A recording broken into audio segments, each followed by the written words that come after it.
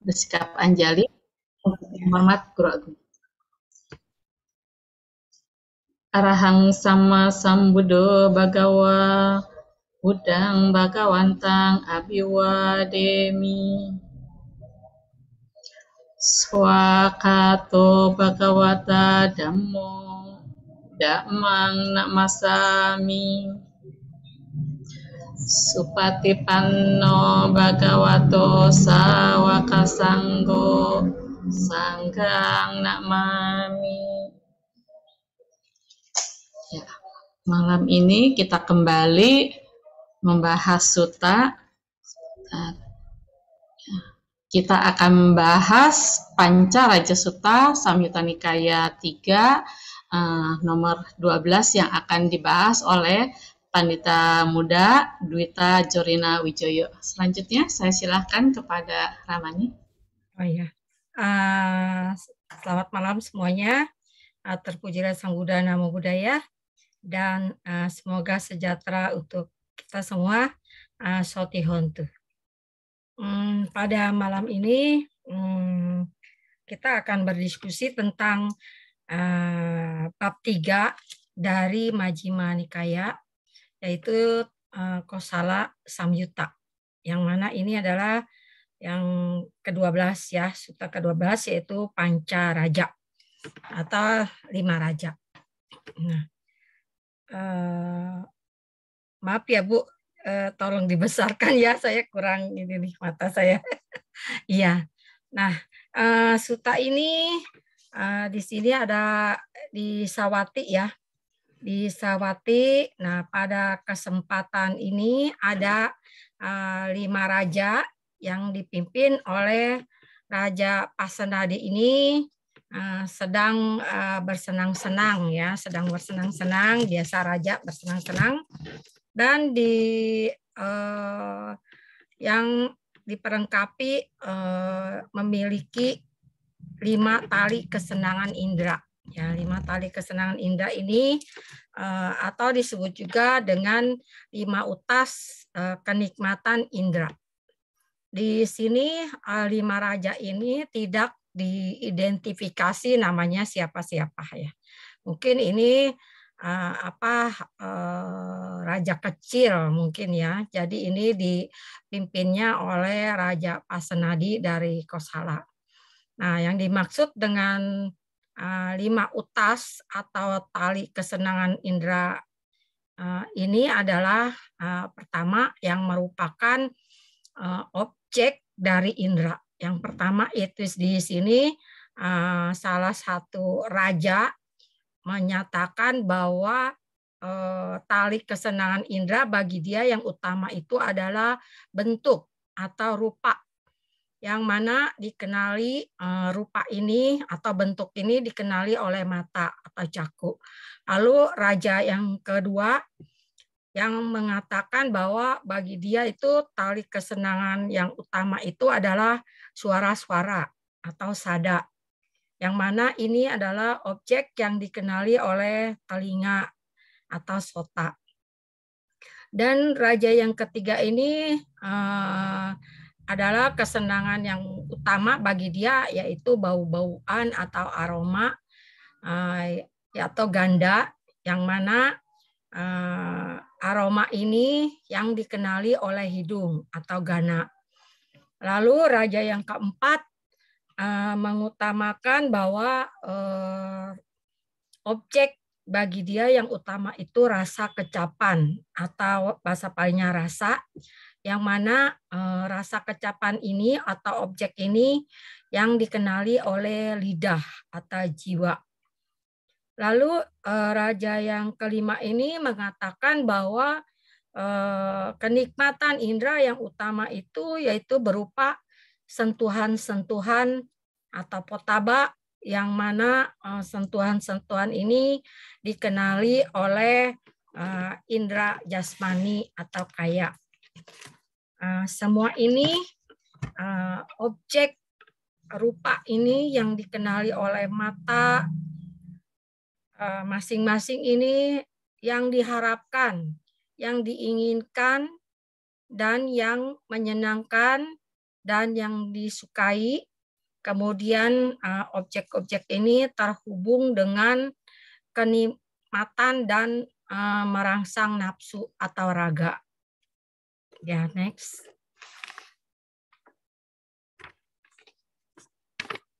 Ya, next. Selanjutnya maaf ya. Ya. Nah, kelima tali kesenangan indera ini termasuk ke dalam kama yoga. Yaitu yoga itu artinya ikatan, kemelekatan, kesenangan indera.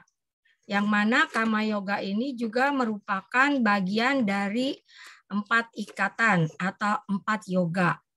Yaitu yang pertama kama yoga, yaitu ikatan atau kemelekatan pada kesenangan-kesenangan indera, pada objek-objek indera. Lalu yang bawa yoga, yaitu ikatan kemelekatan pada jana dan kehidupan di alam rupa dan arupa. Nah, jadi di bawah yoga ini dia sudah tidak tertarik lagi pada kesenangan-kesenangan indera. Lalu dia tertariknya kepada pencapaian jana dan kemelekatan dia ingin hidup di alam rupa Brahma dan arupa Brahma, di mana rupa Brahma dan arupa Brahma ini terlahir di sini berdasarkan jana waktu di saat momen terakhir kematiannya dia ini menggenggam objek jananya apa.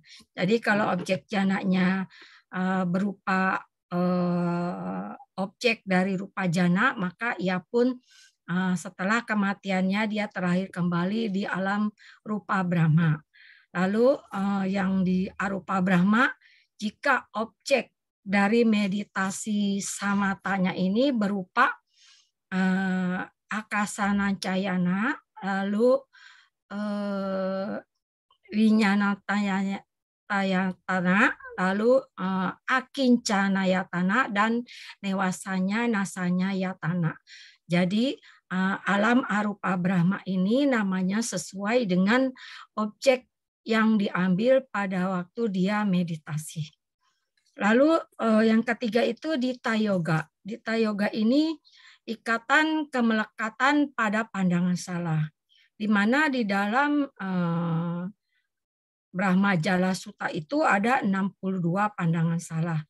Nah, tetapi yang paling bahaya ini yang tiga pandangan salah, yaitu pandangan salah tentang tidak ada kehidupan yang lalu dan kehidupan yang sekarang ini bukan ditentukan oleh kama yang lalu, dan juga dia mempunyai pandangan salah bahwa tidak ada alam sesudah alam kehidupan ini. Dan jika mereka yang masih melekat sampai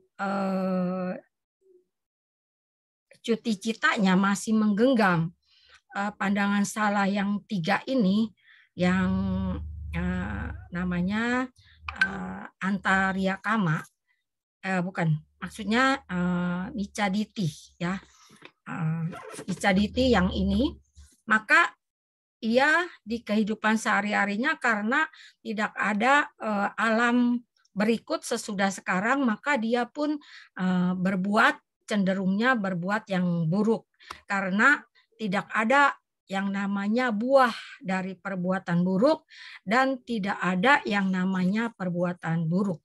Jadi dia juga tidak meyakini bahwa tidak ada yang namanya disebut perbuatan baik dan tidak ada yang disebut namanya buah perbuatan buruk, yang mana jika memahami pandangan salah ini maka akan cenderung untuk melakukan hal-hal yang buruk, dan akhirnya jika pada saat menjelang kematian masih memegang paham ini, maka dia akan terlahir di alam neraka awici, yaitu di lokantrika, yaitu yang di kegelapan.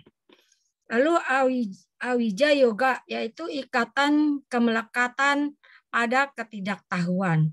Nah, ketidaktahuan ini adalah awal dari loba, dosa, dan awija. Ini disebut juga, diartikan juga sebagai moha. Dan kesadaran yang didasarkan pada loba, pada dosa, ini adalah akar yang paling dasarnya itu karena adanya ketidaktahuan atau awija. Jadi karena kita ketidaktahuan mana yang baik, mana yang buruk, maka dilakukanlah kecenderungan yang buruk-buruk. Nah, ketika mereka raja ini ya sedang berbincang-bincang, maka muncul pertanyaan di antara mereka. Di antara objek-objek kesenangan indera ini, manakah yang menjadi pemimpin dari kenikmatan-kenikmatan indera ini? Nah, lalu beberapa di antara mereka ini tidak menimbulkan kesepakatan dan tidak yakin akan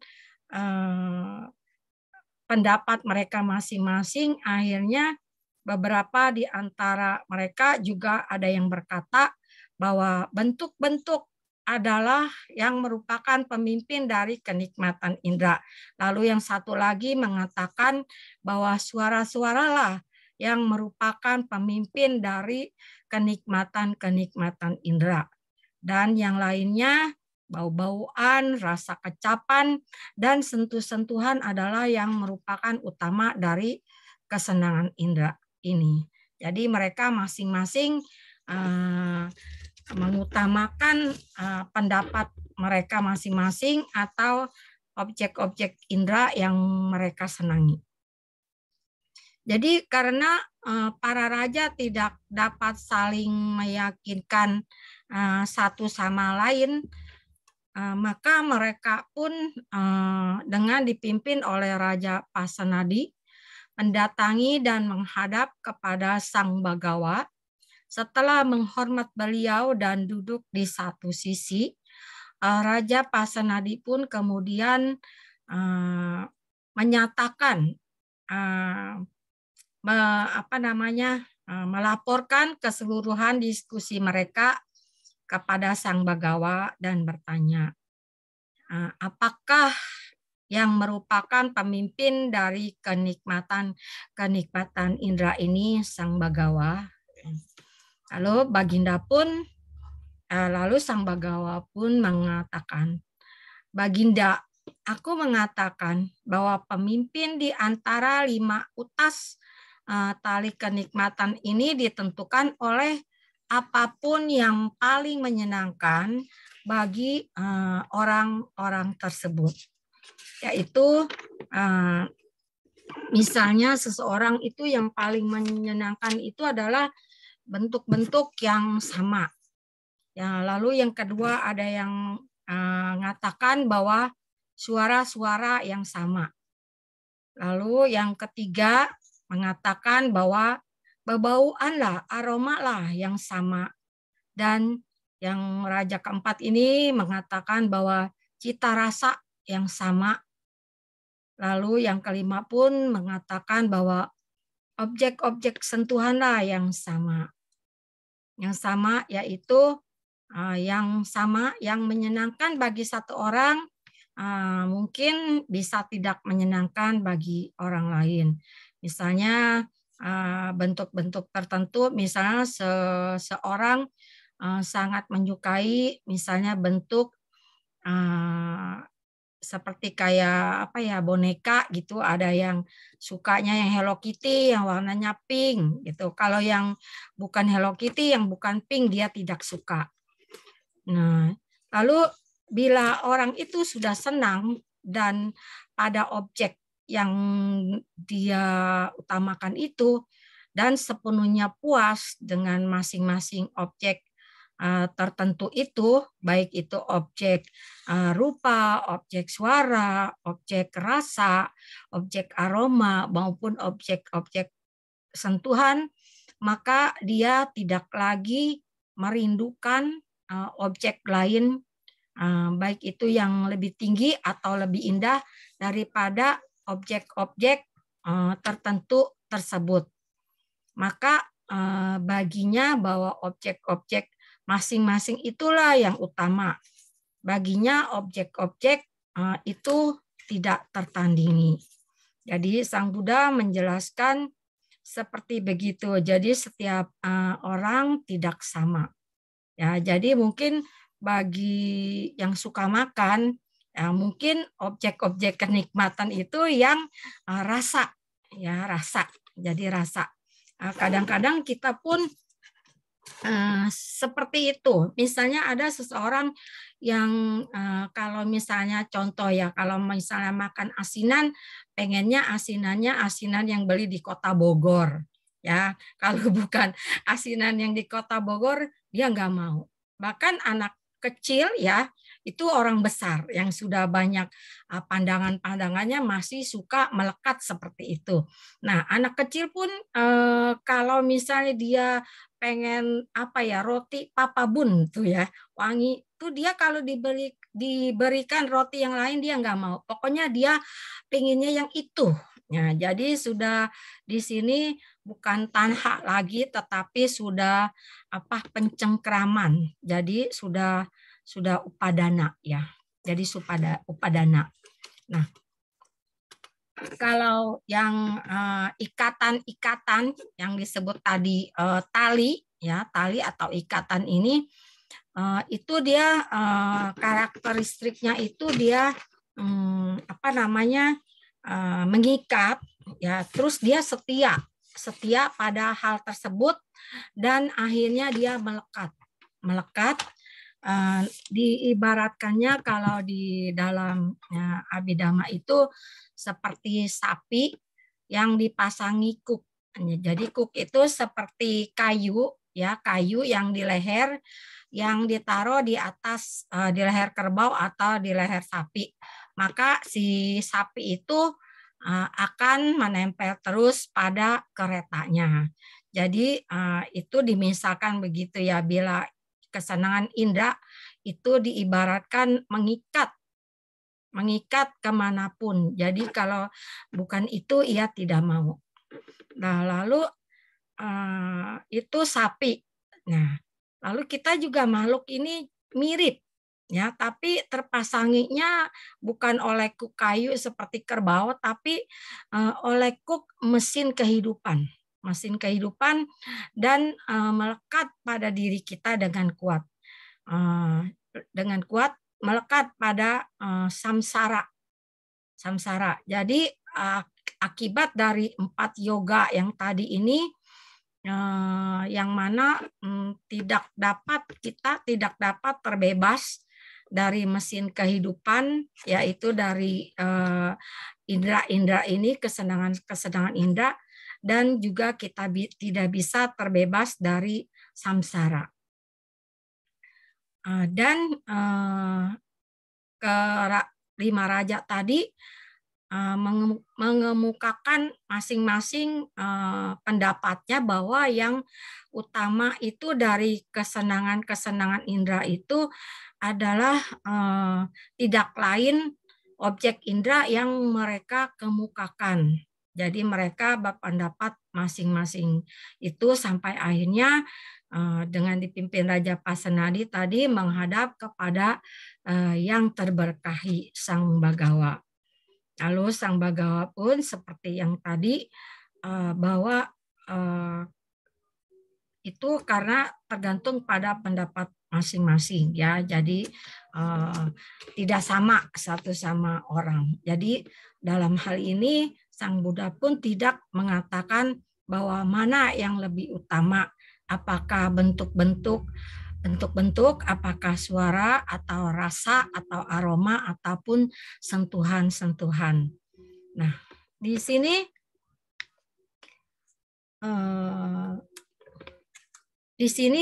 mereka masing-masing sangat mengutamakan ya.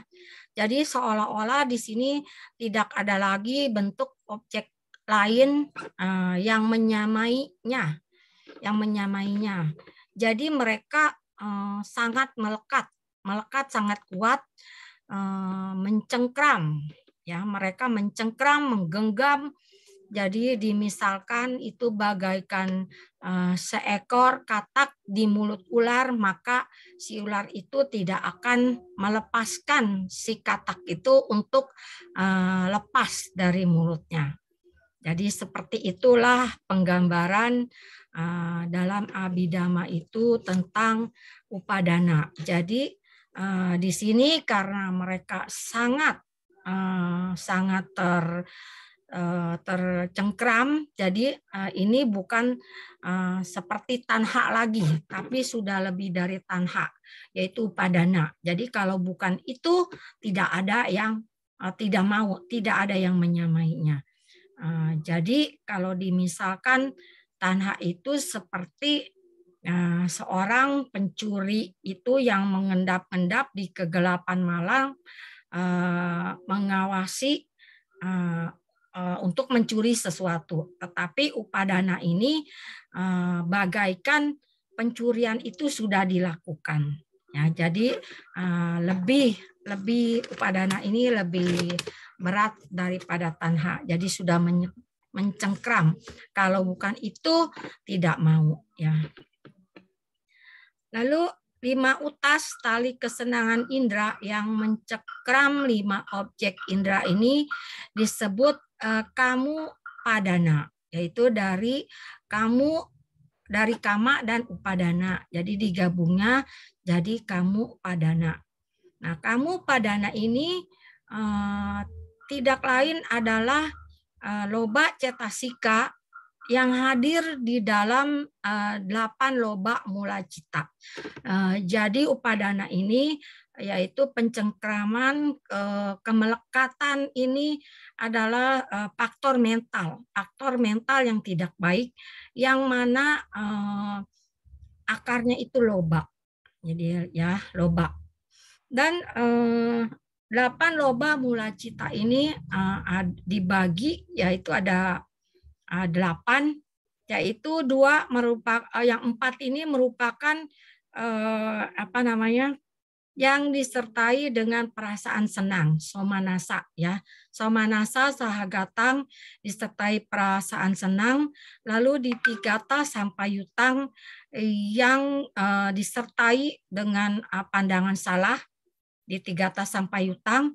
Lalu asangkarikang yaitu dengan spontan dilakukannya, artinya dengan kesadaran sendiri, dan sasangkarikang yaitu dengan ajakan. Jadi ini citang. Jadi somanasa sahagatang ditigata sampayutang, asangkarikang sasangkarikang citang. Jadi ini 2. Lalu yang 2 lagi masih perasaannya dengan senang hati, somanasa sahagatang tidak disertai pandangan salah, ditigata wipayutang, asangkarikang sasangkarikang citang. Jadi tidak disertai pandangan salah, disertai perasaan yang senang melakukannya, dan ada yang spontan dan ada yang dengan diajak ya. Jadi diajak ini bukan hanya diajak orang lain, tapi ketika diajak oleh diri sendiri. Jadi ketika kita misalnya berdana, patidana, nih misalnya kalau di Tangerang nih lagi musim patidana ya, karena cengbeng ya Pak ini ya Jason ya yang Buratna ya, cengbeng nih ya. Lalu ada patidana nih Pak. Jadi kalau ada pengumuman gitu patidana, kita misalnya merasa oh senang. Nah, senang. Nah, tapi yang kalau patidana ini bukan loba, bukan aku salah cita, ini malah maha kusala cita ya. Jadi kalau kita itu kita mau ikut, jadi spontan. Jadi kalau misalnya ajakan itu mungkin diajak sama teman ya, yuk kita patidana di wihara ini tuh dengan ajakan. Atau bisa juga tadinya kita malas, lalu bilang, hayolah ini lagi musimnya, kapan lagi kita berbakti kepada orang tua. Nah, itu ajakan yang oleh diri sendiri. Nah, jadi kalau di dalam Abhidhamma itu kadang-kadang berbeda dengan yang di luar ya. Jadi kalau kita kan pemahaman umum itu ajakan itu oleh orang lain, tapi di dalam Abhidhamma bisa juga ajakan itu oleh diri sendiri ya. Lalu yang 4 cita berikutnya yaitu dibagi 2, yaitu dengan perasaan sedikit senang yaitu UPK. UPK sahagatang di tigata sampayutang, artinya disertai dengan sedikit senang dan masih ada disertai pandangan salah di tigata sampayutang. Lalu asang karikang, sasang karikang, citang. Jadi ada yang spontan dengan yang ajakan. Jadi sini ada 2. Lalu yang 2 lagi yaitu disertai dengan perasaan sedikit senang, UPK sahagatang, dan masih sudah tidak ada pandangan salah di tigata wipayutang. Lalu di sini asang karikang dan sasang karikang. Nah, misalnya kalau Bapak Jason udah pernah belajar Abhidhamma ya Pak. Udah sampai sini belum Pak? Kalau Ibu Ratna udah ini ya Bu Ratna, udah apa pernah belajar gitu Abhidhamma ya? Udah pernah dengar Bu, udah lupa juga. Iya, jadi loba itu Pak, kalau kita masih putu jana ini masih bisa, yang 8 itu masih bisa. Jadi kalau pas waktu muncul enggak 8-8-nya sih Pak ya Bu ya, satu aja. Jadi rasa aja dulu senang apa enggak. Misalnya kita misalnya ada makanan enak nih, wah somanasa nih ya.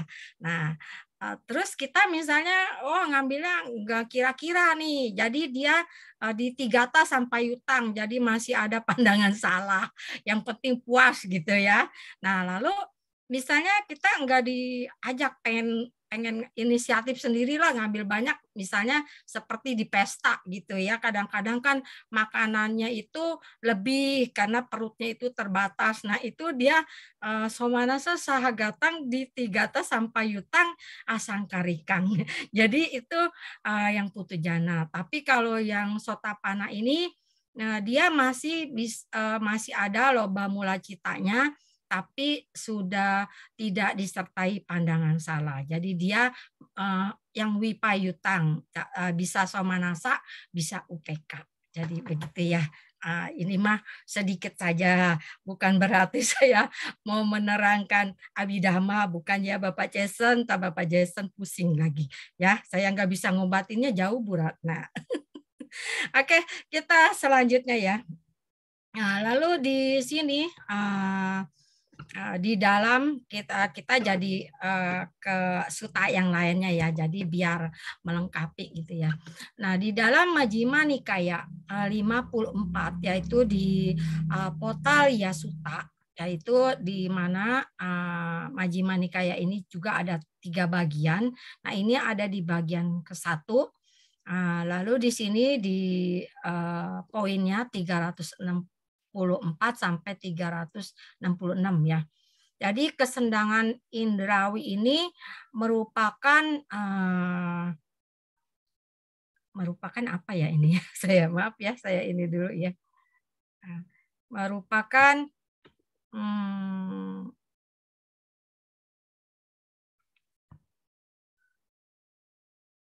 maaf ya Pak, maaf ya saya lihat sebentar dulu.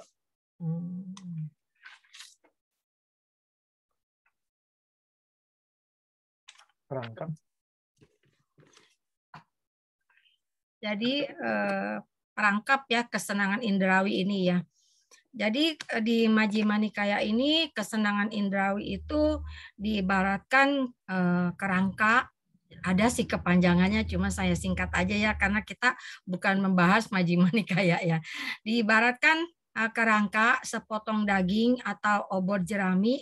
Nah, yang ini saya terangkan sedikit. Jadi kalau kita memegang obor jerami yang terbakar, maka kalau kita masih pegang terus, maka akan membahayakan kita. Nah, jadi kesenangan indrawi ini begini. Jadi kalau kita masih pegang aja, maka akan membahayakan kita, akan membawa penderitaan.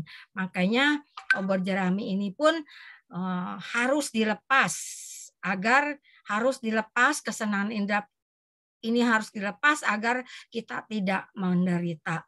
Lalu Sang Buddha pun di Majjhima Nikaya menggambarkan yaitu lubang pembakaran arang, mimpi, dan barang pinjaman.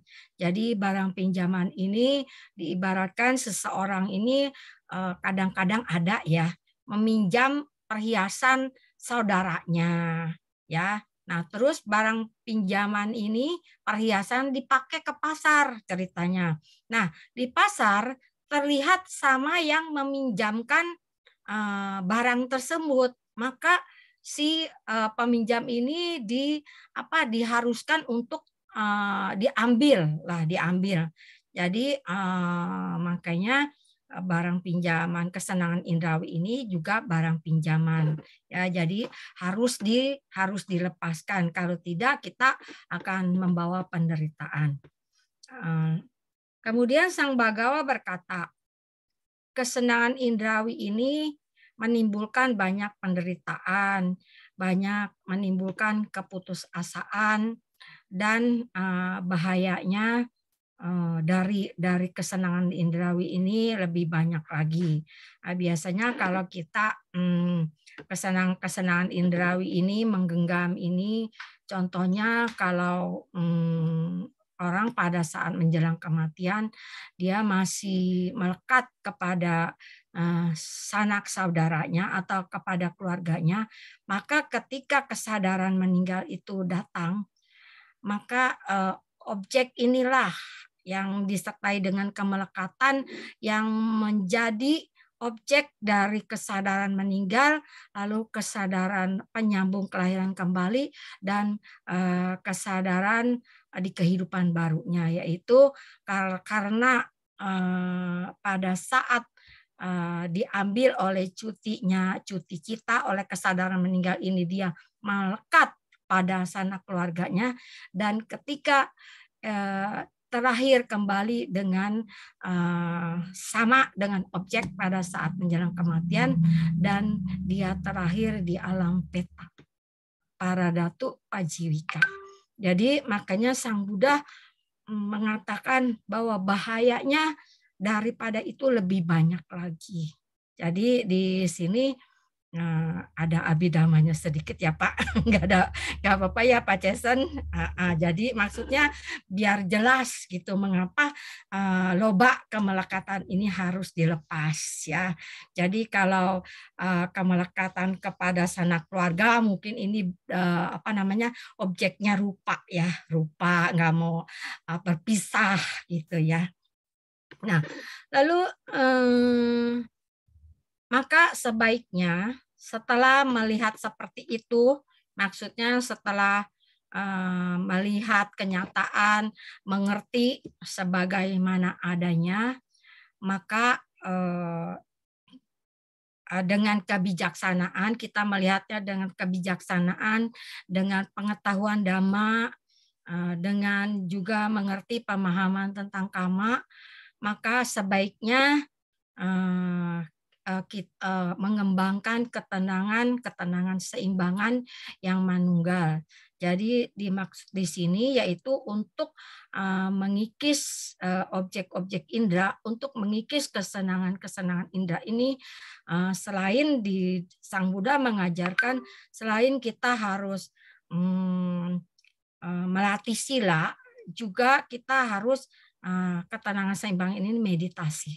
Yaitu meditasi, maka dengan kebijakan maka kita melaksanakan meditasi yang manunggal, yaitu di mana manunggal ini sudah mencapai UPK ekagata, yaitu dengan perasaan netral dan manunggal. Ekagata objeknya sudah kita ambil, sudah mencapai jana ya.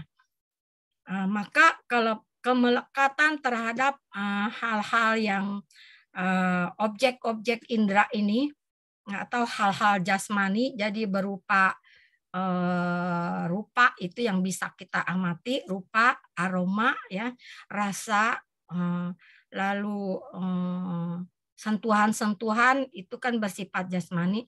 Maka kita bila sudah melepaskan dari dunia ini atau dari dalam hidup kita, maka itu akan lenyap tanpa sisa. Jadi yang dimaksud lenyap tanpa sisa ini mencapai arahat.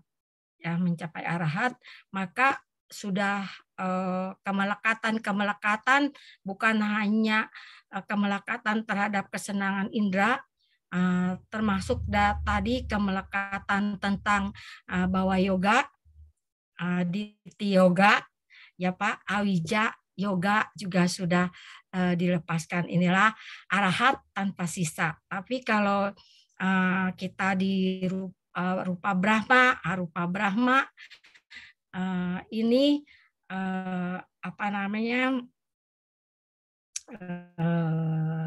kama, jadi itu nafsu indra.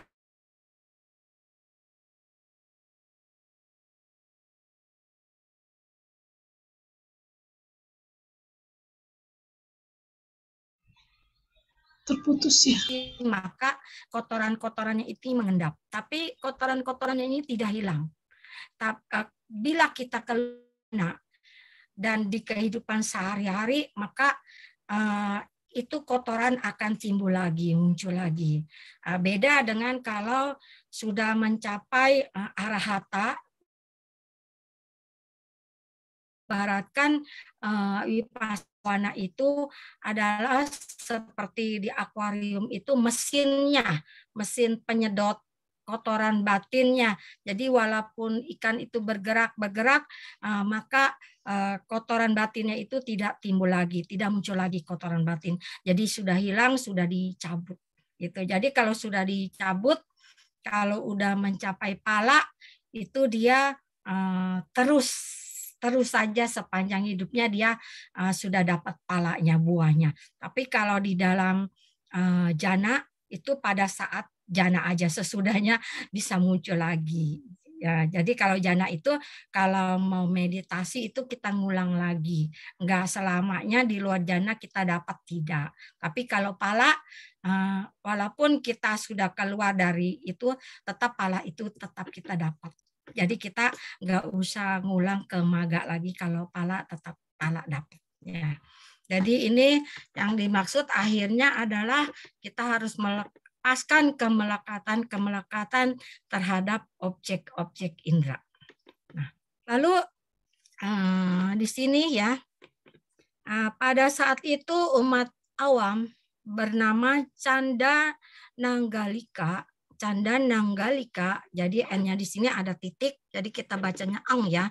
Canda Nanggalika sedang duduk di kumpulan itu, kemudian ia merapikan jubah atasnya di satu bahu, jadi mungkin dia di sini dibilangnya umat awam, tapi kebiasaan di India mungkin pakaiannya itu sama seperti kayak ada jubahnya juga yang sampiran mungkin ya. Dia merangkapkan kedua tangannya, maaf ini belum dikoreksi ketikan saya, merangkapkan kedua tangannya lalu menghormat kepada Sang Buddha dan berkata, katanya, sebuah inspirasi muncul padaku Bagawa, sebuah inspirasi muncul padaku yang sempurna.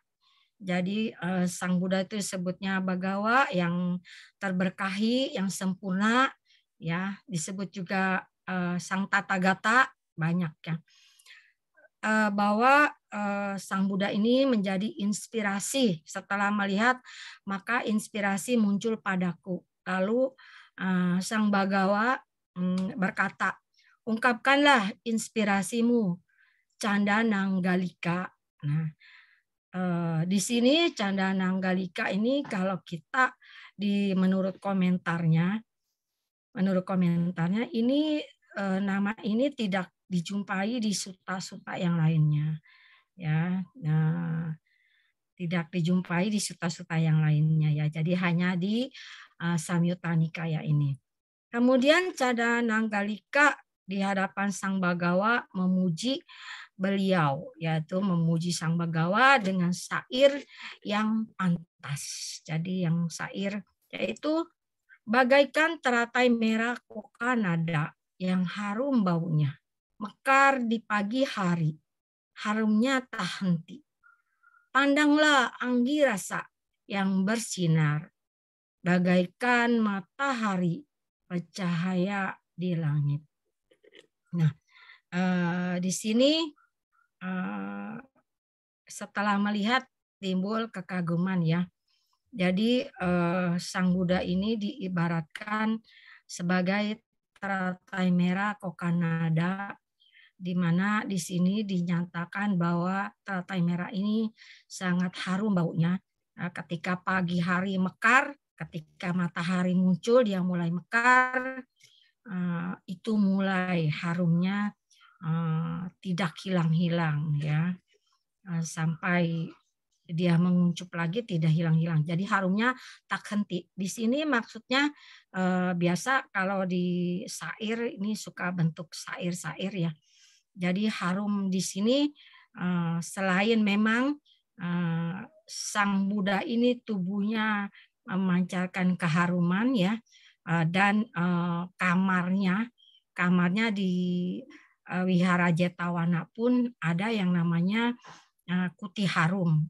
Ya, kuti harum ini harumnya seperti bunga kayu cendana. Ada kuti harum namanya ya, ganda kuti, namanya kuti harum. Dan bukan itu aja, tapi yang di sini kebajikan Sang Buddha ini harum. Jadi harumnya ini bukan hanya di alam manusia bumi, tetapi di alam-alam dewa, alam Brahma, bahkan di seperti kita ketahui di dalam Buddhis bahwa kita mempunyai 10.000 alam semesta atau lebih. Jadi bukan dalam apa namanya tata surya yang kita tinggali sekarang, tapi masih banyak tata surya lain. Jadi diumpamakan kalau di dalam sutta itu 10.000 alam tata surya ya, tapi masih banyak lebih dari itu. Jadi kebajikannya itu tiada terbatas ya. Lalu di sini ada kata anggirasa. Anggirasa. Nah, di anggirasa ini penyebutan ketika Sang Buddha mempunyai 6 sinar. Ya, 6 sinar yang disebut memiliki sinar 6 warna yang disebut cabana ramsi. Jadi seperti kita ketahui bahwa 6 sinar ini yaitu biru, kuning, ya, putih, merah, jingga, dan campurannya. Yang mana sinar ini diperoleh ketika Sang Bagawa sedang merenungi Dhamma. Ini dilakukan pada saat setelah Sang Buddha mencapai kebudahan dan dia selama 7 minggu dia merenungkan, dan merenungkan Dhamma ini dilakukan pada minggu keempat. Ya, pada minggu keempat dia merenungkan Dhamma, merenungkan tentang bahwa sila, samadhi, dan panya ini ada hubungannya. Yang mana Vinaya itu di sila, dan Sutta Pitaka itu samadhi, dan Abhidhamma Pitaka ini panya.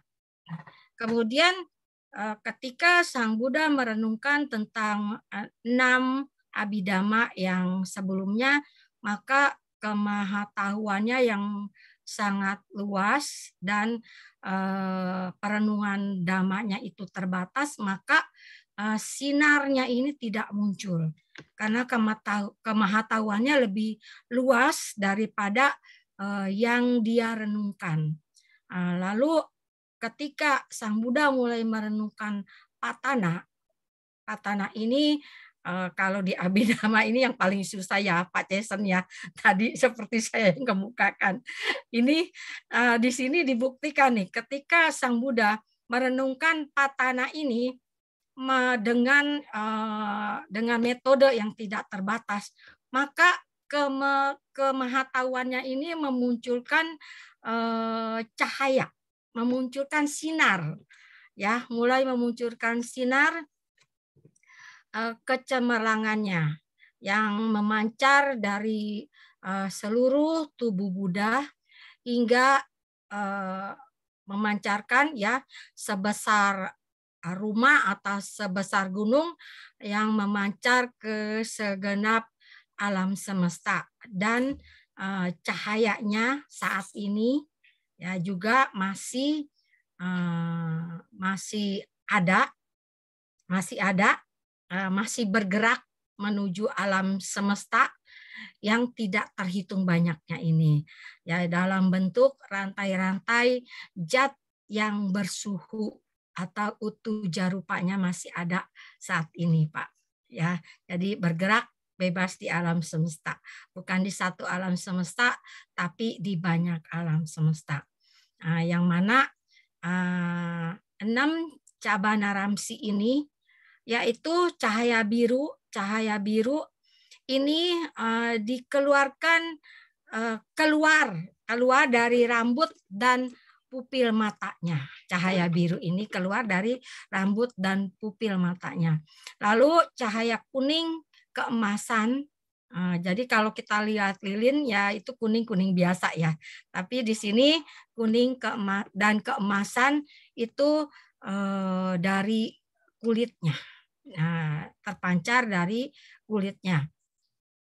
Dan putih ini terpancar dari tulangnya, dari gigi, dan dari bagian putih matanya.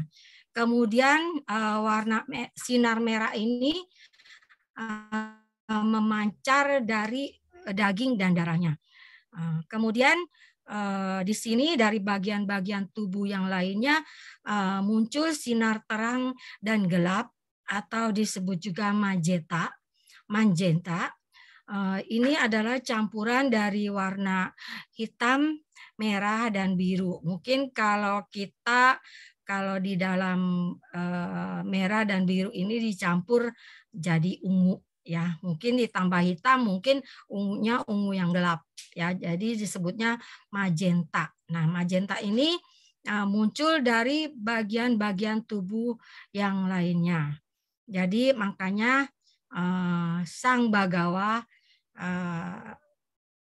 karena memiliki sinar 6 warna ini, cabana ramsi, makanya Sang Bagawa memperoleh nama Anggirasa. Jadi Anggirasa itu karena Sang Buddha ya sinarnya 6. Nah, di sini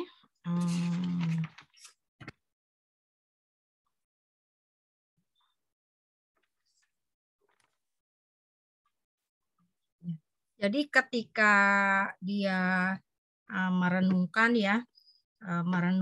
tentang Patana ini, batin Buddha sangat bahagia sekali, sangat bahagia luar biasa, dan kebahagiaannya yang luar biasa itu menyebabkan darahnya menjadi murni. Ya, lalu darahnya yang menjadi murni itu menyebabkan kulitnya menjadi bersih.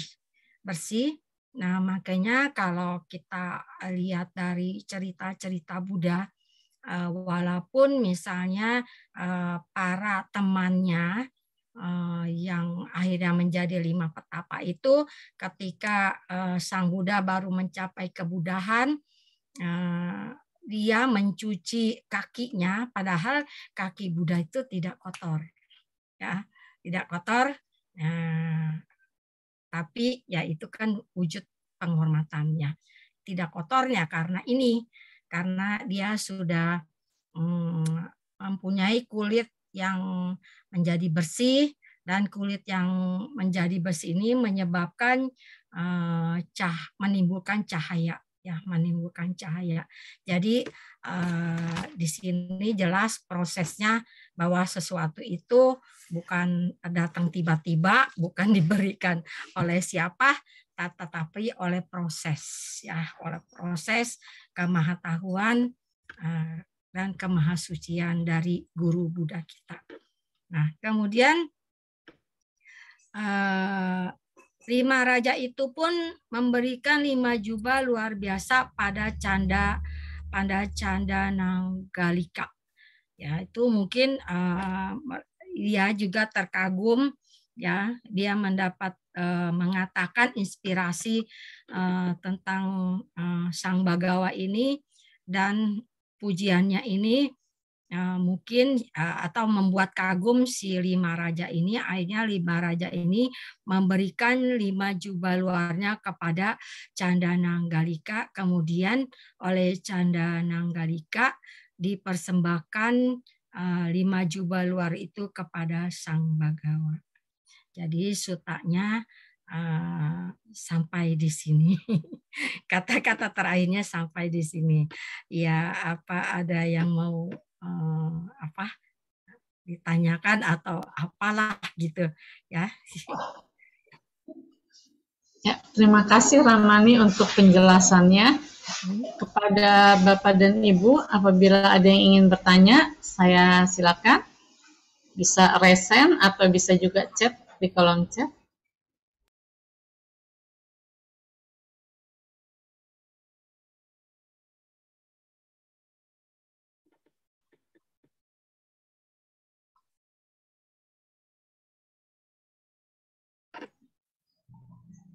Ya, jadi memang kalau misalnya dikatakan seperti tadi, ya mana yang paling, maksudnya yang paling terdepan, ya tidak ada ya, setiap orang berbeda-beda ya, kesukaannya ya.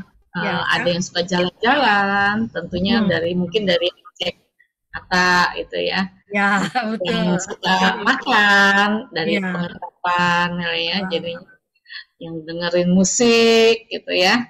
Jadi ya tergantung, setiap orang tergantung jadinya ya. Iya, jadi yang lebih dominan. Seseorang misalnya kalau ditanya kamu senangnya tuh kalau gimana, oh saya senangnya tuh kalau santai, udah habis kerja capek tuh kayaknya santai di tempat tidur tuh enak gitu.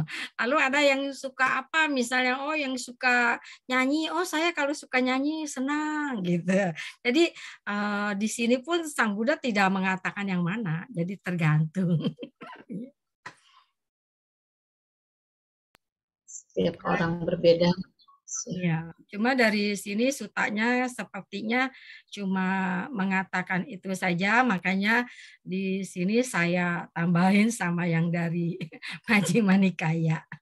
Biar ada apa gitu penyelesaiannya begitu. Kayaknya kalau itu masih tergantung gitu ya, tidak enak rasanya. Iya. Pada Pak Johannes silahkan ingin bertanya. Iya, itu Bu Dita. Ya, satu-satu Pak. Ya, sorry. Lagi kena COVID, pakai ini. Gak apa-apa Pak, enggak, di kita mah nggak apa-apa kok. Jadi biar jelas suaranya. COVID yang kedua kali. Enggak, itu apa?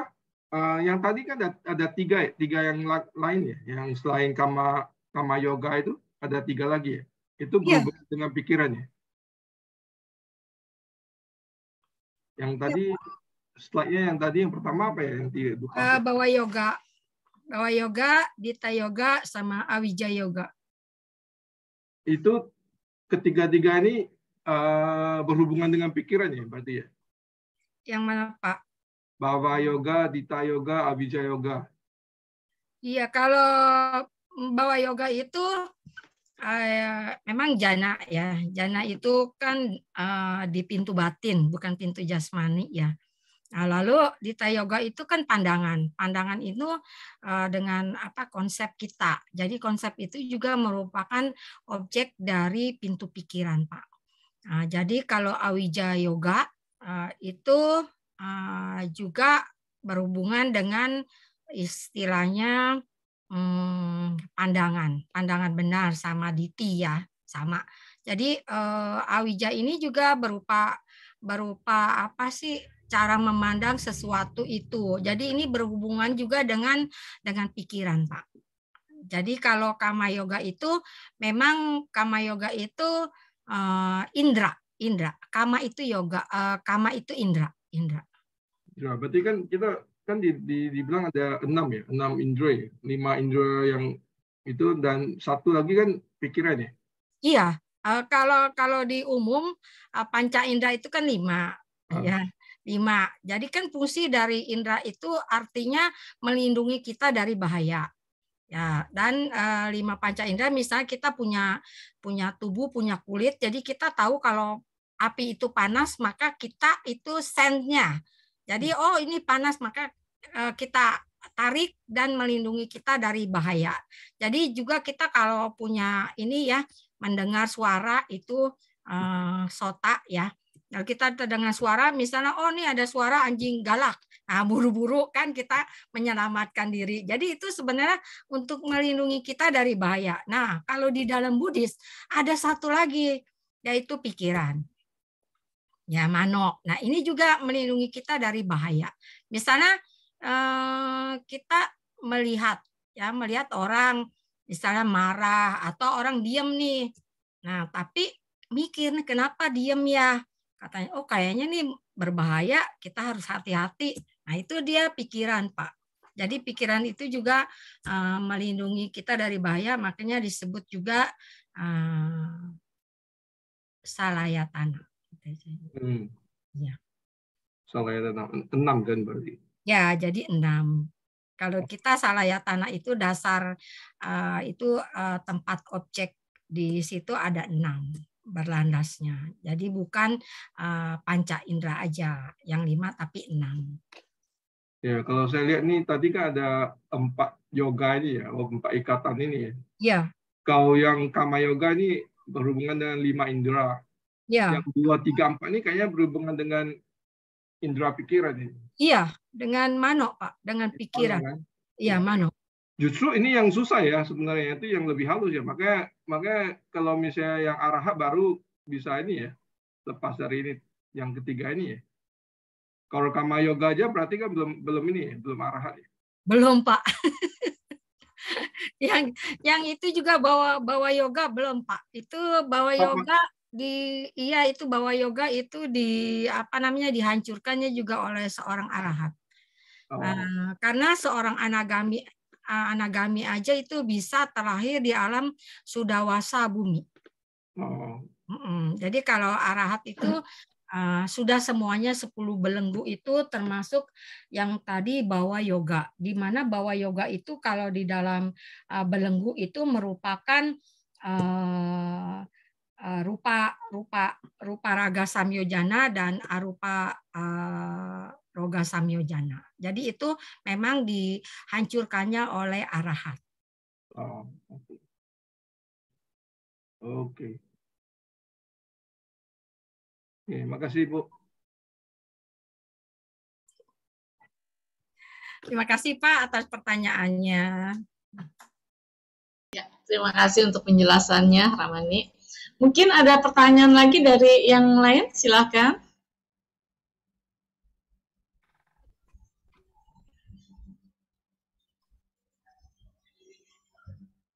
Oh, nggak ada, saya tanya, Bu. Ya, silakan. Bu Dwita tadi kan sempat bilang kalau yang punya kemelekatan terhadap keluarga sebelum meninggal, misalkan momen terakhirnya itu pikiran melekat sama keluarga kan bisa masuk ke peta. Ya, Pak, tolong keraskan, Pak, suaranya. Okay. Ulang ya. Tadi kan sempat bilang yang punya kemelekatan terhadap keluarga kalau momen sebelum meninggalnya itu pikirannya ke arah sana kan bakal terlahir di alam peta. Ya.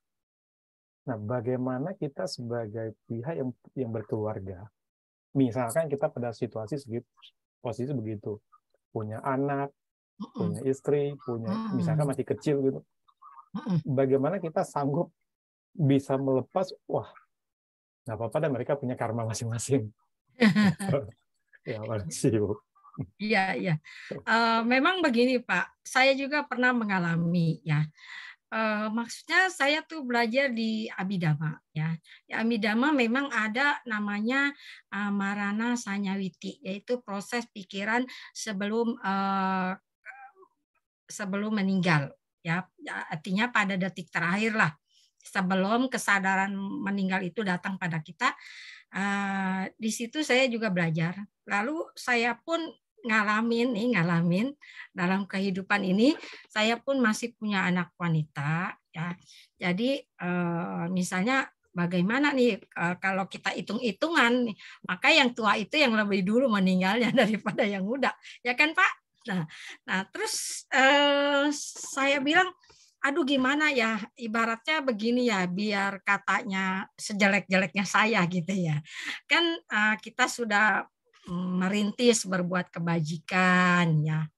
Juga kita belajar abidama, kita tahu. Nah, tapi bagaimana nih kalau saat terakhir nih, misalnya saya masih, kalau orang Benteng mah bilang melang. Apa tuh melang? Khawatir. Ya, khawatir nih nanti anak saya sama siapa, gimana nanti dia gimana begitu. Nah otomatis nih karena saya udah belajar abidama nih, saya melekat. Nah bagaimana pada saat cuti cita datang pada saya, nah saya otomatis itu karena objek kematian itu, kesadaran kematian, kesadaran penyambung kelahiran kembali, sama kesadaran penerus kembali itu objeknya yang diambil yang sebelum meninggal. Jadi itu kan melekat, lobak ya, melekat menggenggam pada keluarga, dan kita otomatis itu terakhir spontan menjadi Paradatu Pajiwika. Nah, lalu saya nggak mau dong Pak, ya semuanya nggak mau dong ya, apalagi ini kita sudah merintis lah berbuat kebajikan. Lalu saya berkonsultasi dengan seorang biku. Nah, seorang biku juga bilangnya begitu Pak. Setiap dia cuma satu kata, walaupun saya tuh setiap di kebaktian membacakan Marana Sanyawiti, lalu membacakan Brahma Wihara, di mana kan di situ ada setiap orang itu terlahir dengan karmanya masing-masing ya. Tapi itu Bante saya mengungkapkan kekhawatiran saya.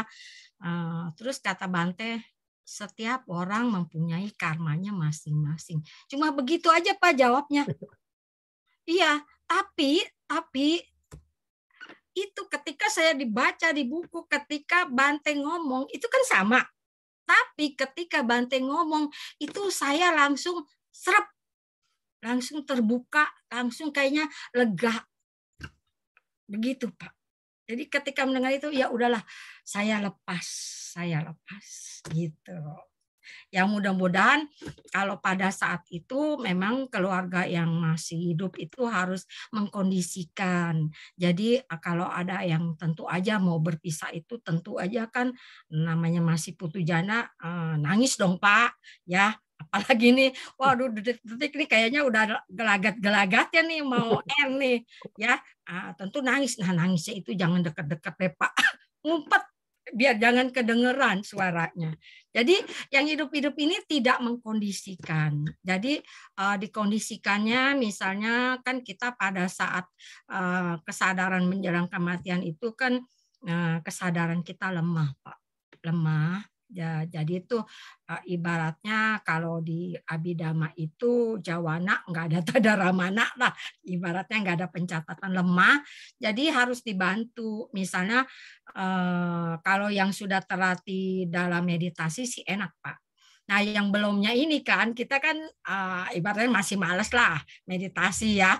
Nah jadi nih yang hidup-hidup ini atau teman kita atau saudara kita atau apa membantu, misalnya mengingatkan kita jasa-jasa kebajikan kita. Ingat dulu waktu kita berdana, waktu patidana, waktu menghormat Buddha Rupang di wihara mana, terus waktu kita misalnya ikut perayaan Asada di Borobudur. Jadi diingatkan atau disetel lagu-lagu apa namanya, misalnya Budang Saranang Gacami. Nah, gitu. Itu kalau udah ini ya, Pak. Kalau kitanya kadang-kadang kan orang mau meninggal itu kan nggak sakit dulu atau misalnya baru lemes-lemes lah gitu ya, baru roman-romannya aja dah mukanya lain kalau kata orang dulu mah ya. Nah, itu ini Pak, berdana bunga ke wihara, ke Rupang Buddha di wihara.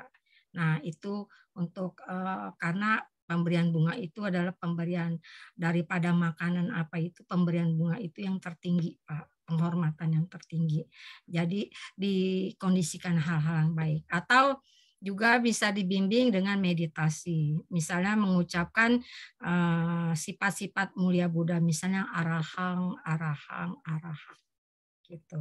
Jadi kalau misalnya kita pas kesadaran meninggalnya datang, kita lagi konsentrasi nih sama arahang-arahang, nah nanti terakhir kembali bisa jana, Pak, di rupa bumi. Jadi begitu, Pak. Jadi perlu latihan, Pak. Jadi orang-orang sekitarnya juga harus mengkondisikan, harus membantu, dan kita juga ya belajar melepas dikit-dikit, Pak. Dan kalimat Bante ternyata cukup itu ya. Iya, Cukup. jadi beda, Pak. Beda. Ketika baca sama Bante itu beda, Pak. Jadi di situ saya ibaratnya tercerahkan. Jadi bukan maksudnya tercerahkan kayak Sang Buddha loh, bukan. Maksudnya dalam hal tersebut ya. Jadi gitu, Pak. Perlu Terima kasih, Bu. latihan. Ya, Ya, sama-sama. ya.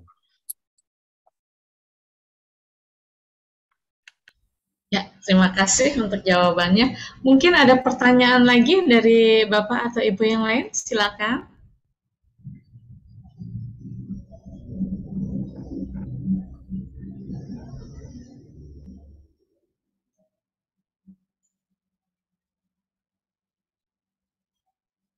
Kalau nggak ada kita pulang cepet. Iya, tadi di slide-nya itu ya, di slide-nya itu ada ditulis ini ya, gitu ya. Dibilang apa ya? Ini untuk melenyapkan itu kan Kama Yoga itu melalui ketenangan seimbang yang manunggal. Itu namanya maksudnya jana ya? Kalau di kalimat seterusnya ya begini, Pak.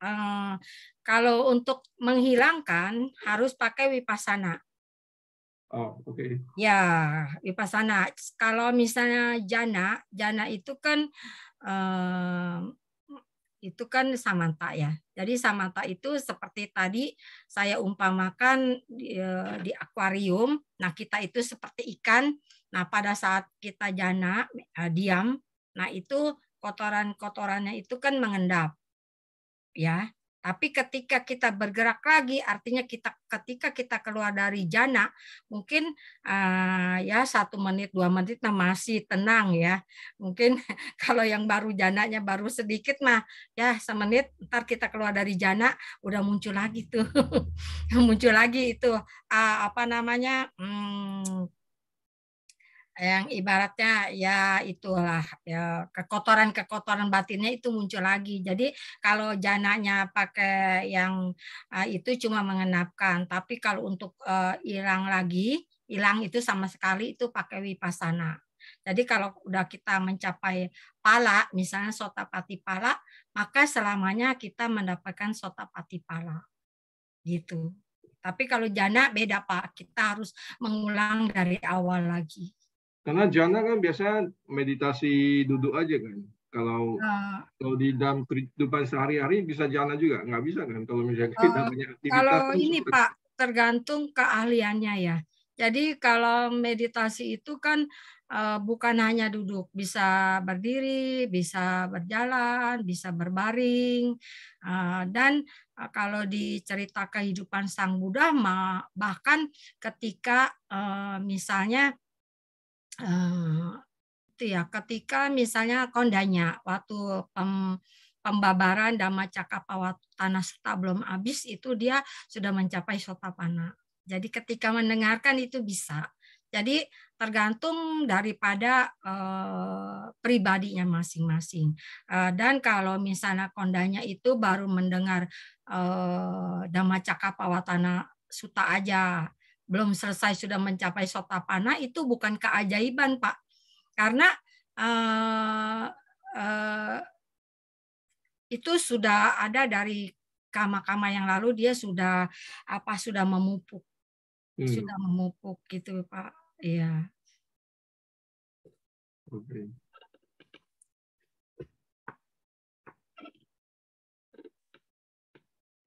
Kalau vipassana tuh biasanya gimana ya cara berlatih yang biasa dilakukan ini?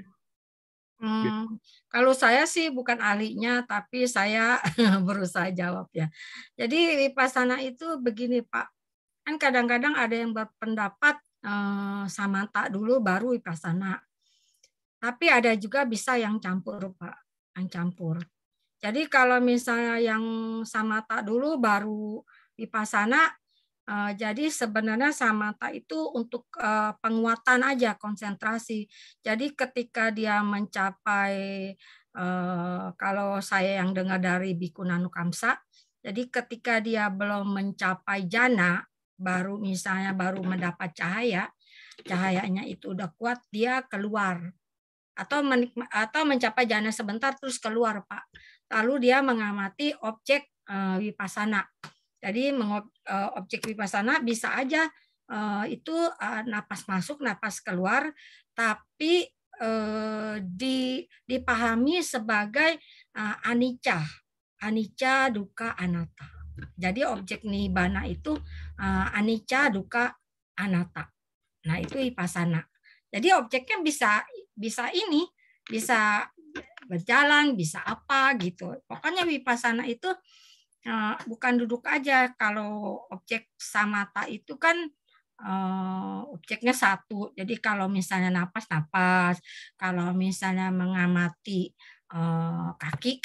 Tapi kalau vipassana objeknya macam-macam Pak. Pada skala itu meditasi. Jadi dia tuh apa yang terjadi itu diperhatikan dan dipahami dengan anicca, dukkha, anatta. Itu aja sih Pak.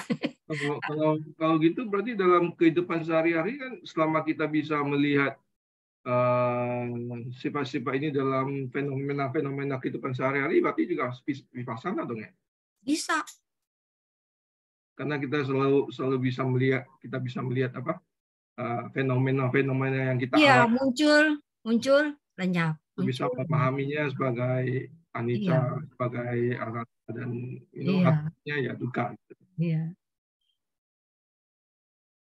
Jadi pada saat misalnya kita sedang napas masuk, napas keluar, tiba-tiba kaki kita yang tadinya nggak sakit jadi sakit. Nah, lalu kita misalnya ke situ, oh iya ini kan anicca gitu.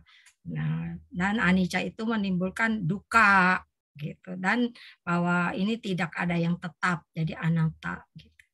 Ya. Tapi nanti kalau misalnya kalau udah samata itu menurut ini ya, jadi itu dalam meditasi nanti ketika tapi saya sih belum ngalami ini. Ketika waktu itu saya ngalamin ketika saya memperhatikan napas masuk, napas keluar. Di situ dengan mata tertutup itu kayak seperti keluar serat-serat putih, Pak. Serat-serat putih, tapi itu hanya baru, dan kalau gitu kita nggak boleh ke objek itu, tetap kita ke masuk napas keluar. Nah, ketika serat-serat putih itu misal makin lama makin mengumpal, makin terang, dan kalau kita perhatikan tuh lebih putih, lebih bersih. Nah, ketika kita objek kita fokuskan ke situ, dia nggak hilang. Nah, baru kita boleh mengalihkan objek kita dari napas itu ke cahaya itu, dan nanti cahaya itu bisa kita mau besar, mau kecil, besar. Nah, nanti cahaya itu kita kendalikan untuk scan dari rambut sampai ujung kaki. Dari itu nanti kita bisa melihatnya bukan kalau sekarang kalau di Abhidhamma kita melihat rambut, ini rambut ya. Ini dalam bentuk klaster-klaster, Pak, kalapa. Jadi kita bisa melihat helai rambut. Jadi sebenarnya rambut ini kalau tidak berbentuk klaster itu dia kecil-kecil, Pak. Jadi kayak jat itu kalau kalau kita melihat kalau iklan rambut itu seperti bersisik-sisik. Nah, itu kalau dalam vipassana itu kita lebih kecil dari itu kita bisa lihat, Pak. Bisa lihat. Jadi di situ kita perhatikan bahwa rambut itu pun tidak tetap. Jadi dia nanti tumbuh, lenyap, nanti tumbuh lagi, dan ketika kita dari ujung rambut sampai ini kita menemukan bahwa semua itu muncul lenyap.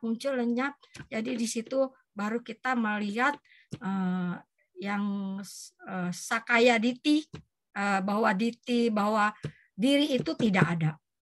Nah, jadi ini sota pana, nah sudah melihat itu langsung Pak, melalui meditasi samatha. Makanya sakaya diti sudah dihancurkan oleh seorang sotapana dan dia tidak ada keraguan-raguan lagi, wicikicanya sudah dihancurkan. Yang mana wicikica itu adalah kesadaran tidak baik yang akarnya adalah moha. Jadi sudah dihancurkan. Itu sakaya diti tentang diri sudah dihancurkan, dan sotapana itu tidak melakukan loba yang disertai dengan pandangan salah. Jadi gitu Pak. Oke, masih Bu Dwi. Sama-sama Pak, makasih. Kalau saya tahu saya jawab. Kalau nggak tahu Pak Jason yang jawab ya. Kalau itu ya Bu Ratna.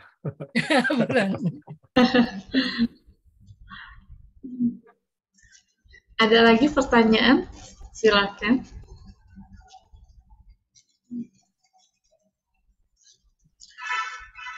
Atau Ramani ada mau menambahkan? Silakan. Kalau di Sutta sih sudah komplit ya. Sudah komplit ya. Mungkin saya kalau menambahkan itu sudah selesai. Kalau yang lain-lain Dhamma itu luas Bu, kecuali saya ditanya. Iya, Dhamma itu luas Bu. Nanti sampai pagi juga belum selesai Bu.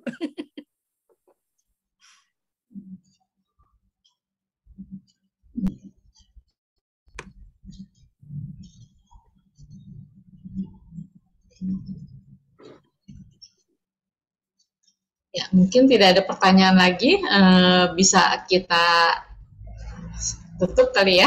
Ya, boleh. Terima kasih untuk penjelasannya dan juga jawaban-jawaban dari pertanyaan-pertanyaannya. Yes, ini menambah pengetahuan bagi kita semua. Terima kasih Ramani. Ya, saya juga berterima kasih sudah diberikan ruang dan waktu untuk berbuat kebajikan. Terima kasih. Ya, makasih Bu Dwita, Bu Ratna. Terima kasih teman-teman semua. Sampai ketemu minggu depan. Namo Buddhaya. Terima kasih. Ya, terima kasih untuk semuanya. Selamat malam. Terima kasih. Selalu sehat-sehat. Ya. Namo Buddhaya.